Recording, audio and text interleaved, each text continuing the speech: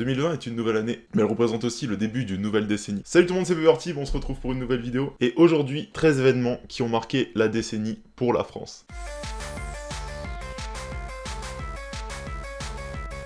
Cette liste contiendra des événements 100% français. Le but de cette vidéo, c'est de regarder ce que notre pays a vécu ces 10 dernières années. Et donc pour cela, j'ai dû faire des choix. Donc si votre événement préféré ou l'événement le plus marquant de ces 10 dernières années n'est pas dans cette liste, eh ben dites-le moi dans les commentaires. Mais j'ai dû faire des choix. Par exemple, je n'ai pas parlé des affaires du pont de Ligonnès, Grégory, tous les faits divers un peu choquants qu'il y a pu avoir. Je n'ai pas parlé aussi des effets de mode, comme Land Spinner, Pokémon Go, parce que ce n'est pas à la base français, vous voyez. Le but premier de cette vidéo, c'est de se concentrer vraiment sur notre pays. Je vous laisse voir ça tout de suite, et je vous dis bon visionnage, et vive la baguette. Janvier 2010, la nouvelle décennie commence. Ce qui marque au passage la fin de l'épidémie de la grippe A, H1N1. Mais c'est en juin de cette même année qu'un événement quelque peu original va prendre des envergures nationales. Je veux bien évidemment parler de la grève de l'équipe de France de football lors de la Coupe du Monde 2010 d'Afrique du Sud.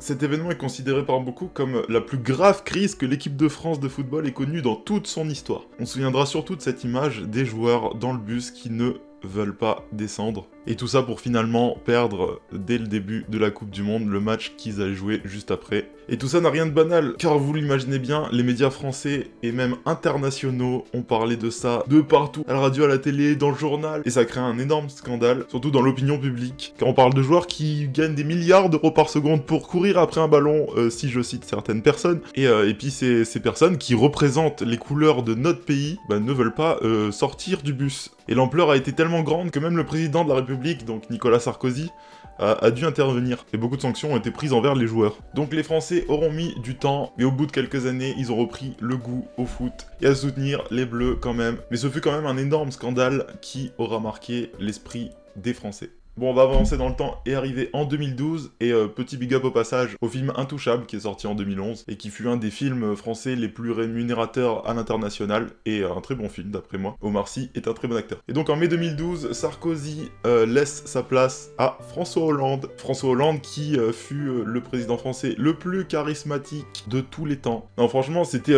Non vraiment je pense que c'est le président qui a été le plus... moqué par sa personne en fait, il était un peu considéré comme un clown, et bon ça peut faire un peu mal quand même si le président de ton pays c'est un clown dans l'opinion publique. Mais bon bref, on va pas trop s'attarder sur les élections de président, mais c'est quand même un événement à retenir, voilà. Et voilà, on le sait tous, en fin 2012, c'était la fin du monde, bizarrement on n'est pas mort, il y a eu un bug, je sais pas.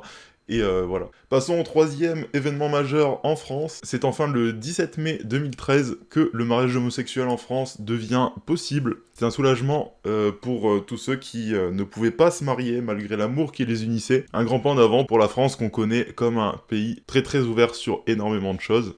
On avance maintenant jusqu'en janvier 2015, qui signe malheureusement le début de la Triforce de la catastrophe, comme je l'appelle, car ça signe le début d'affreux attentats terroristes, dont le premier fut l'attentat de Charlie Hebdo. Le premier de ces trois attentats, donc pour Charlie Hebdo, fut le moins meurtrier en termes de victimes, mais le plus, entre guillemets, emblématique pour le monde entier, car en plus des victimes que ces gros bâtards de morts ont fait, ils ont aussi attaqué la liberté d'expression française, ce qui a provoqué une tollée de réactions au niveau national, mais aussi au niveau international, de la part de tout le monde, de dizaines de chefs d'État du pays, du monde entier. Les réactions ont été très fortes aussi au niveau des réseaux sociaux, avec le slogan « Je suis Charlie », ou au niveau des manifestations aussi. Par exemple aussi New York, l'Empire State Building, qui est quand même le symbole de New York, il s'est paré pendant 5 minutes de bleu, blanc et rouge pour rendre hommage aux victimes de l'attentat. Donc malgré cet horrible acte, ces immenses réactions en chaîne de personnes du monde entier ont quand même réchauffé les cœurs des Français et nous ont montré que nous ne sommes pas seuls. Malheureusement, un peu plus tard dans cette même année, en novembre, un attentat qu'on appelle l'attentat du Bataclan, et cet événement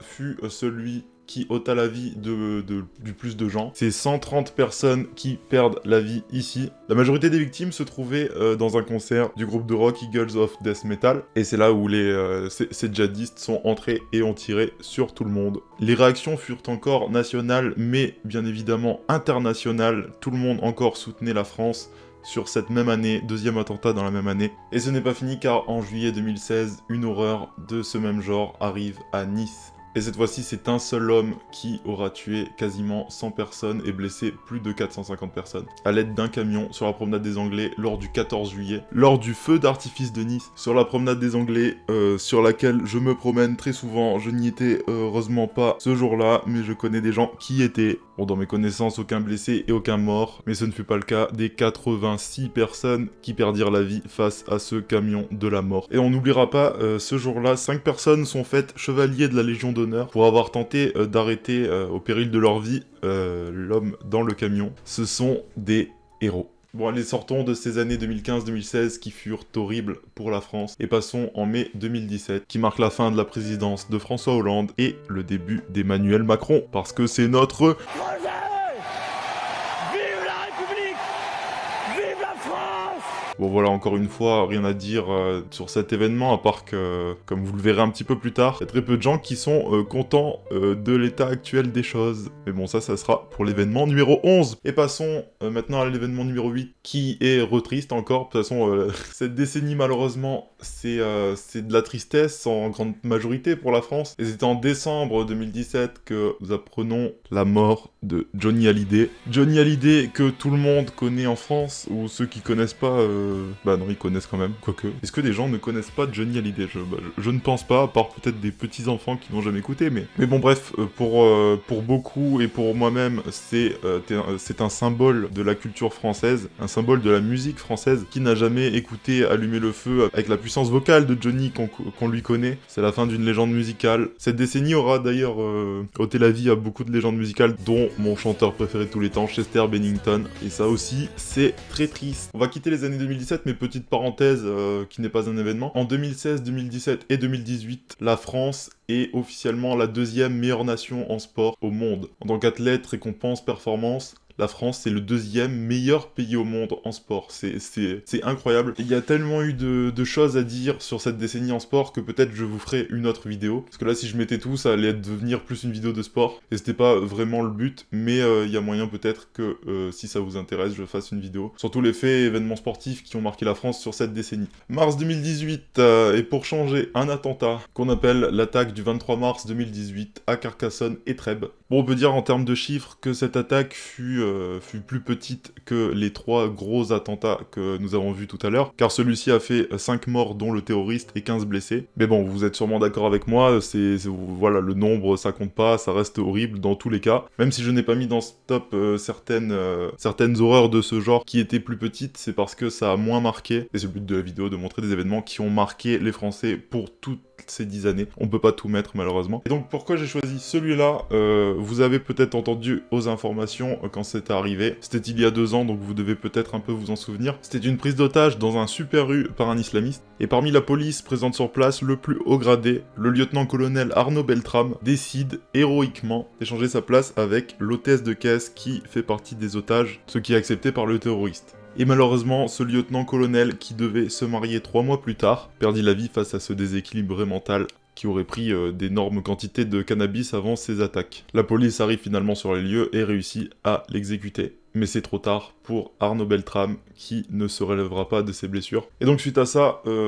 c'est reparti pour des hommages nationaux et internationaux. La France n'a jamais eu autant de soutien international que ces 10 dernières années. C'est incroyable, mais aussi logique vu ce qu'on se prend dans la gueule à chaque fois. Et Arnaud Beltrame fut considéré comme un héros, un vrai héros, un héros humain. On n'est pas dans Marvel. Et donc les médias le qualifièrent de héros sur des chaînes en boucle de partout et sur toutes les télévisions étrangères aussi dans le monde entier. Et donc ce fut un héros international suite au courage formidable qu'il eut pour échanger sa vie contre celle d'une femme qu'il n'avait jamais vue alors que lui-même avait une famille. Et donc pour cette vidéo j'aimerais décerner 2 récompenses, la récompense du français de la décennie et la récompense d'événement de la décennie. Donc voilà, j'aimerais lui décerner à Arnaud Beltrame le titre de Français de la décennie. Donc pour moi, sur les 10 dernières années, ce fut le Français qui mérite le plus ce titre. Rien à dire de plus, c'est un héros. Et donc passons sans plus tarder à l'événement 10, que je qualifie d'événement français de la décennie, très clairement. Et c'est donc en juillet 2018 qu'on devient champion du monde. Et c'est face à la Croatie que l'équipe de France, les Bleus, deviennent champions du monde. Et quoi de mieux pour renouer les liens après cette grève de 2010 qui aurait presque pu faire détester l'équipe de France aux Français. C'est un événement de ce genre qui nous réunit face à tous ces attentats, toutes ces merdes qui nous arrivent sur cette décennie. C'est ce moment, le foot, c'est le sport de la France. C'est qu'on accroche ou pas, je suis pas trop foot, mais j'ai vibré avec eux lors de cette Coupe du Monde. Et voilà, en quelque sorte, cette victoire, c'est plus qu'une victoire, c'est de l'espoir, c'est de la joie, c'est de la bonne humeur, c'est un rassemblement de tout le monde. Peu importe les religions, les origines, on est tous rassemblés face à la même passion commune, et c'est ça qui est beau. Événement français de la décennie. Ce fut bref, parce que 4 mois plus tard, la France se redivise. Avec la création du mouvement des Gilets jaunes, c'est un événement très important, que vous le vouliez ou non. Et voilà, on en parle encore en 2020, c'est pour vous dire, ça fait quand même plus d'un an que ce mouvement a été créé. Et je vais pas m'attarder dessus, vous connaissez forcément ce mouvement, on en parle de partout, ça gêne beaucoup de transport pour certaines personnes, les grèves de partout, les manifestations, on est un peu sur une mini-révolution française, vous voyez, c'est quand même quelque chose de puissant. Le mouvement des Gilets jaunes n'est pas à prendre à la légère. D'ailleurs, même au niveau international, ce mouvement français est connu. Il y a même d'autres pays en Europe qui ont décidé de faire un mouvement similaire, avec un peu moins de réussite, parce que ce sont nous, les Français, ce sont nous les dieux de la révolution, les dieux des gens pas contents, des gens qui manifestent. On pourra jamais être battu sur ça c'est sûr. Bon voilà, on arrive en avril 2019 sur cet avant-dernier événement qui aurait marqué la décennie. Malheureusement, c'est encore une catastrophe. Je veux bien sûr parler de l'incendie de Notre-Dame de Paris.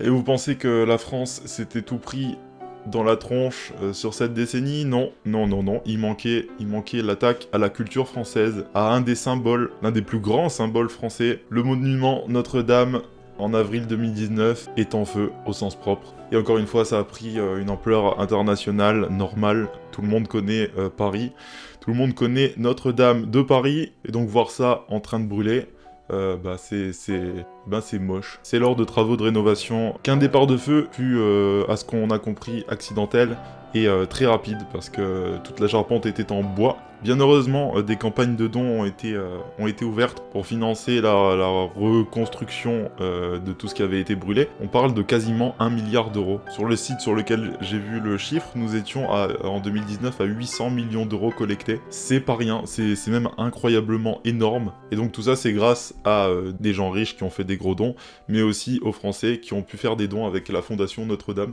On a des grands groupes français comme LVMH ou Kering, que je ne connais même pas, qui pourraient donner 100 à 200 millions d'euros, et ça, c'est cool.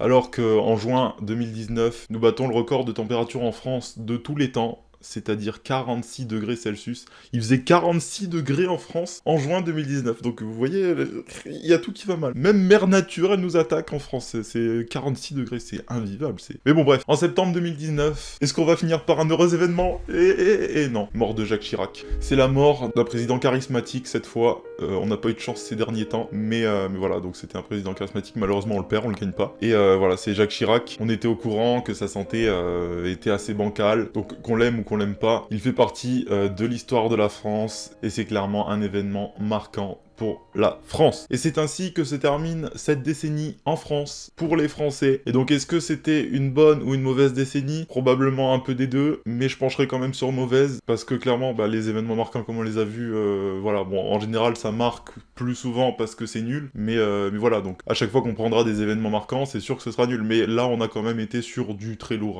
au niveau des attentats et tout. Et donc maintenant la question c'est: comment va être la prochaine décennie, donc la décennie 2020-2029. Elle sera sûrement bonne et mauvaise à la fois, et pour les détails, c'est le temps qui nous le dira. En tout cas, je vous souhaite, à vous qui regardez la vidéo, la plus belle décennie possible, avec le plus de bonheur possible, et tout. Et voilà, c'était Peppertib, n'hésitez pas à liker la vidéo et commenter là, il y a plein de trucs à dire, j'imagine. Si vous avez un truc à dire, allez, je vous dis ciao, bye bye, à la prochaine, tchuss!